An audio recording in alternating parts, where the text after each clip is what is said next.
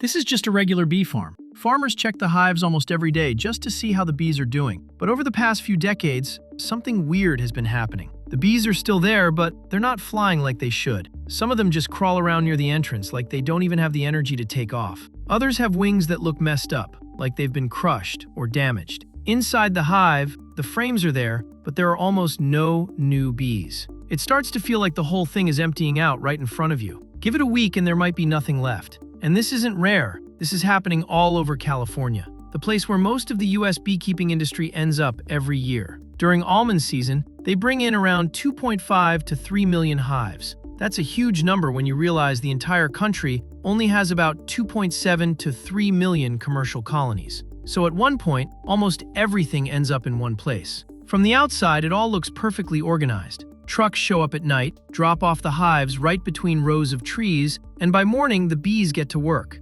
Billions of flights in a single day. That's what makes the harvest possible. That's why farmers pay serious money for this. Renting just one hive for the season can go up to $150 to $200. But there's one detail that breaks the whole system. Along with the hives, there's a parasite moving around the country. You can't see it, you can't keep it out, and it doesn't come from outside. It's already inside the colony. It's smaller than a millimeter, but it's the main thing killing bees in the US right now. And the real question is, what to do about it? Because this is a huge problem. To understand how big this really is, you have to look at how the whole system works. Hives are constantly on the move. Today they're in California, a month later they're in Texas, then North Dakota or Florida. Bees from different regions mix together, come into contact, spread diseases around, and then get shipped back out again. It's like the entire country gathers in one place every year, spreads everything around, and then goes back home. That's why California isn't just where the problem shows up, it's where it speeds up.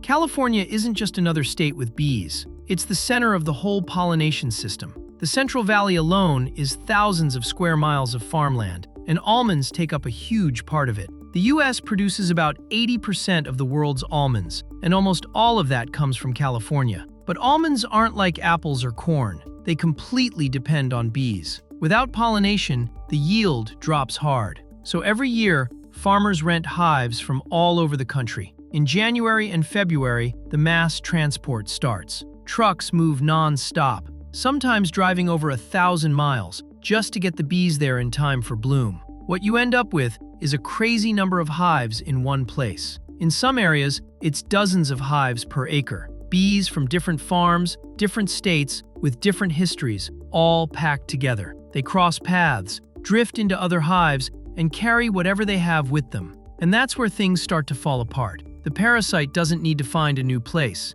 Beekeepers are literally moving it around themselves along with the hives. If one hive has it, it spreads easily to others. Then, when the season ends, those hives get shipped back across the country, and the infection goes with them. In a way, California works like an accelerator. Whatever gets there spreads fast. So what is this thing exactly?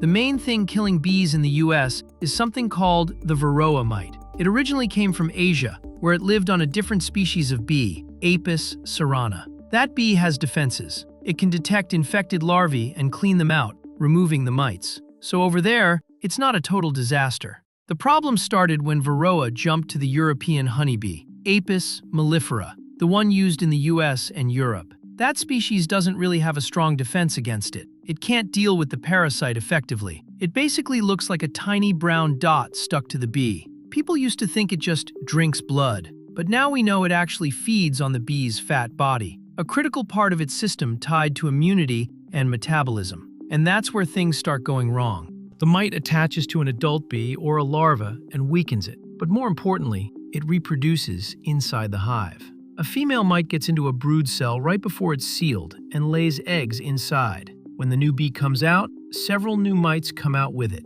So every new bee can already be infected from the moment it's born. And that's not even the worst part. Varroa also spreads viruses. The most well-known one is deformed wing virus, or DWV. That's what causes those messed up wings, underdeveloped or twisted. Bees like that can't fly, can't work, and die pretty quickly. So the colony doesn't collapse instantly. It slowly loses its worker bees. There are fewer of them. They're weaker. They don't feed the young properly. New bees are born already sick. And at some point, the the whole system just stops holding together. From the outside, it looks sudden. Yesterday, the hive was active. Today, it's almost empty. Now, here's the key part. How this even got into the US. The Varroa mite was first detected in the country in 1987 in Wisconsin. Before that, it didn't exist in North America. Beekeeping worked without it, and losses were much lower. But because of global trade, moving bees, queens, equipment,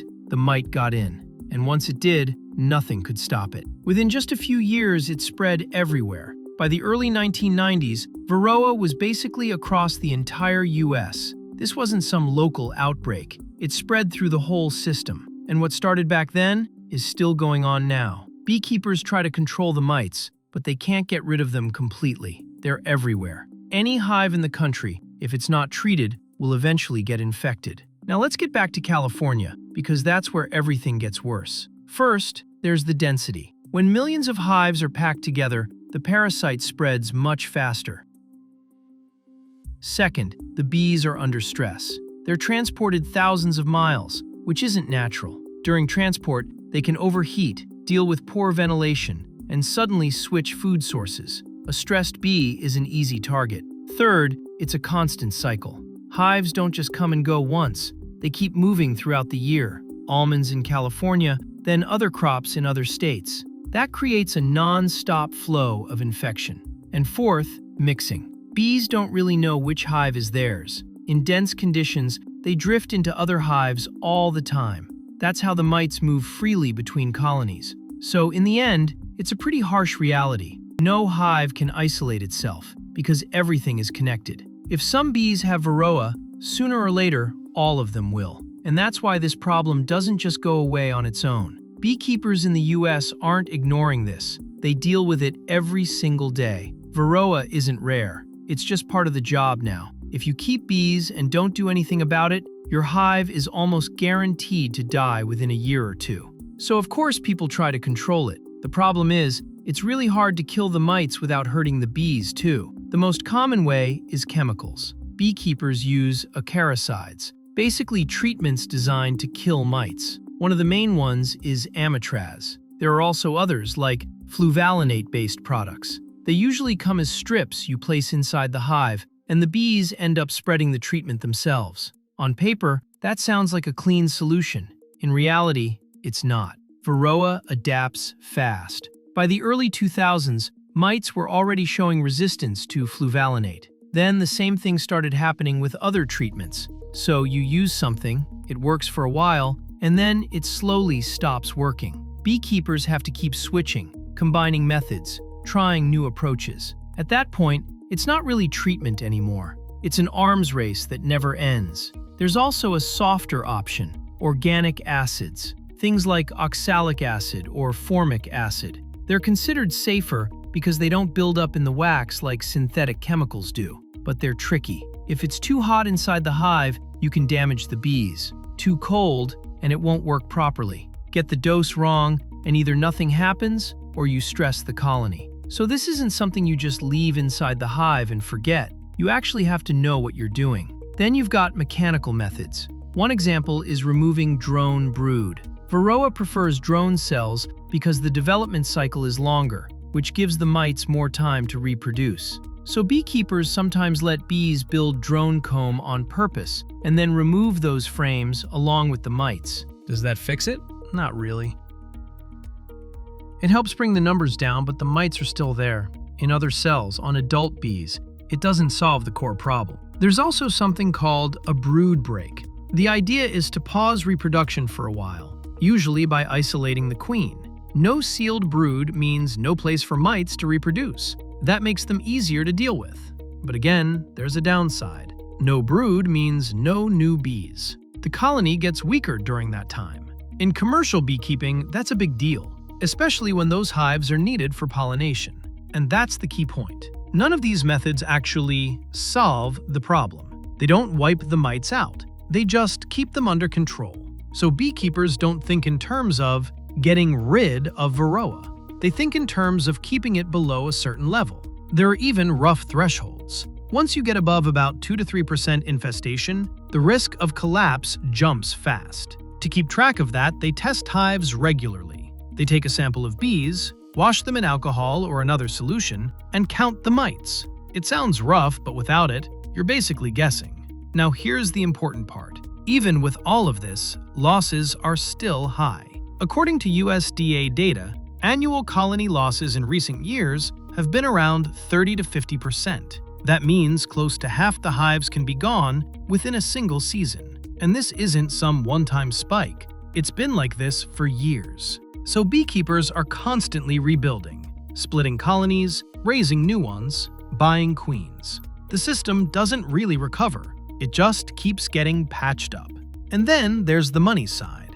In the US, bees aren't really about honey anymore. The real money is in pollination. Almonds alone bring in billions every year, and without bees, that entire system falls apart. If the number of hives drops, you immediately get a shortage. Prices go up.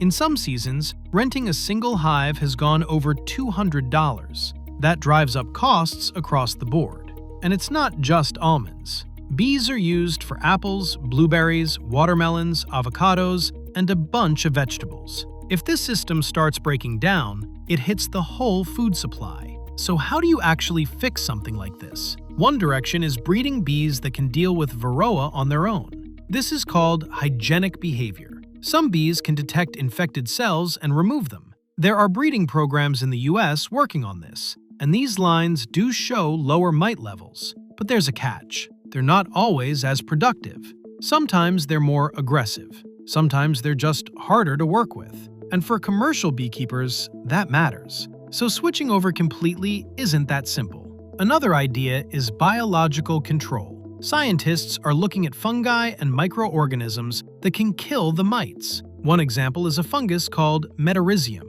which can infect varroa. But the challenge is using it without harming the bees. So far, that's still a work in progress. There are also new monitoring tools, sensors inside hives, automated mite tracking, systems that analyze colony health. These help you catch problems earlier, but they don't remove the problem itself. And here's the part that really makes this hard. Even if you manage your own hives perfectly, you're still connected to everything around you. If nearby hives are heavily infested, the mites will come back. This is called reinfestation. And in places like California, it's basically unavoidable. And it's not just California. After almond season, hives get shipped all over the country. North Dakota for honey, Florida for early crops, Texas for different agricultural work. Every region is different. In warmer areas, mites reproduce all year. In colder areas, things slow down. But the bottom line is the same. Varroa is everywhere in the US. The only difference is how fast it spreads and how well it's managed. In southern states like Florida and Texas, it's worse because of the climate. Bees stay active almost year-round, so the mites don't really get a break. That gives them more time to reproduce. Florida is also a major hub. It's not just about keeping hives. A lot of queen bees are raised there and shipped across the country. So it's not just a problem area, it's one of the main distribution points. Up north, you get a winter slowdown, but that comes with another issue. Weaker colonies don't survive the cold as well, so it turns into a loop. You can't eliminate the mites, you can't isolate hives, and you can't stop moving bees around because agriculture depends on it. So the system is always under pressure. And the big question is, what happens if that pressure gets worse? If treatments keep losing effectiveness and the mites keep adapting, infestation levels could go beyond what beekeepers can control. And if that happens, losses go up even more. That means fewer hives, higher pollination costs, higher food prices. Some crops might even stop being viable in certain areas, all because of something smaller than a millimeter. There are alternatives, like hand pollination, but it's extremely expensive and slow. It's used in some places on a small scale, but it's nowhere near enough to replace bees across the US. So right now, the system is basically holding the line, not fixing the problem, just keeping it from getting worse. Beekeepers aren't winning this, they're just managing it, and they've been doing that for almost 40 years, ever since varroa showed up in the US back in 1987. At this point, it's a trade-off. Lose part of the bees, but keep large-scale farming alive, because nothing humans can do at scale replaces what a hive does.